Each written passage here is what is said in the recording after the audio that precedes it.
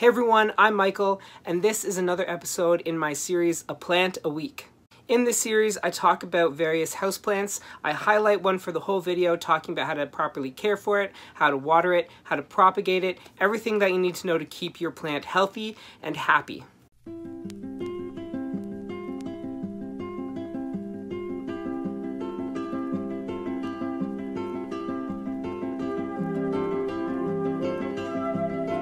This plant is called Ficus Benjamina Variegata, also known as the variegated weeping fig. A super popular plant, these can grow up to 10 feet or higher indoors and have been known to grow upwards of 100 feet outdoors. My local mall actually has a Ficus Benjamina tree that's huge, and I definitely do not have room for a plant that big in this apartment. Mine is just a little guy right now, but in the year that I've owned this, it's grown quite a bit. These ficuses also do really well as bonsais and can be trained to grow in various ways, pruned to look like little topiaries or allowed to grow wild and bushy. These plants enjoy bright light. In fact, I keep mine right in a south-facing windowsill, and I've never had a problem with it burning or getting too much light. It does mean that I have to water it a bit more often than some of my other plants, but it's always putting out new growth because of the light that it gets.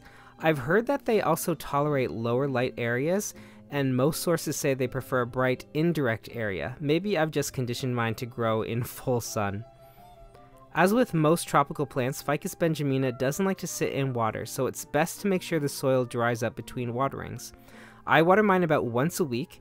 I have mine planted right into this cashpo. There are no drainage holes, so I always make sure to use a water meter or a chopstick or just my fingers before watering to make sure that the soil is dry. I've had ficuses go downhill pretty fast from being overwatered, but I think the combination of the bright light that mine receives and the relatively dry environment of my apartment makes the soil dry out pretty fast compared to how it would if it was in a less bright area. You can tell if you're giving yours too much water if the leaves begin to yellow and fall off. Because it doesn't like to have its roots wet, it's best to keep this plant in light, airy soil. The mixture that this one is in was straight from the nursery where I got it. I simply pulled the plant up and stuck it in this little cashpo I found at Value Village. But the soil is very loose, full of perlite to allow ample drainage. Not that there's really anywhere for the water to drain to. I really should have put a hole in this pot. You can fertilize all your ficus trees in the spring and summer during the growing season, preferably with a balanced mix, something like a 10-10-10, making sure to dilute it in the water. I've fertilized mine with organic phytoplankton fertilizers in the past, as well as a mixture of old coffee grounds and tea scraps, but most recently I've been watering my plants with water taken from my fish tanks, and for the most part, all of the plants really love that, this one included. The best way to propagate Ficus Benjamina are by either taking stem cuttings and then rooting those stems in soil or water, or by air layering. I probably wouldn't air layer on a plant this size, simply because air layering works better on larger branches. When you air layer, you make a small wound in the branch of a tree, or find an aerial node if the plant has those, and grab some sphagnum moss, wet it, and wrap it around the wound or the node. Place a bag or cling wrap around it so the moss stays moist, and eventually new roots will shoot out of that wound or that area that you have the moss around. Then you can chop the plant off below the new roots and plant it up. Ficus Benjamina are prone to all the various household pests that can be an annoyance plant keepers, from mealybugs to thrips to scale. While I haven't had any issues with pests on mine, if caught in time, pests are easily dealt with insecticidal soap or homemade remedies like dish soap, water, and vinegar. I actually kept ladybugs in my apartment in the fall and the summer, and that really helped with a lot of the fungus gnats and other pests.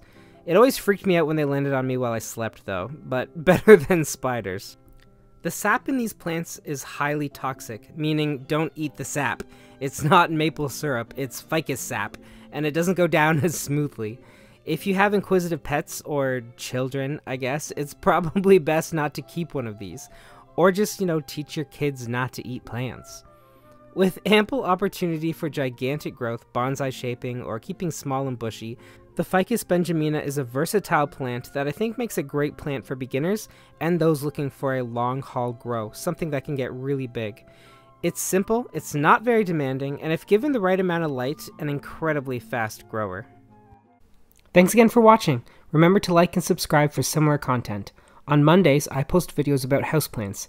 And on Fridays, I also post videos about houseplants, and reading, writing, photography, art, and any other generic interests of mine. As always, you can find my social media links in the description below.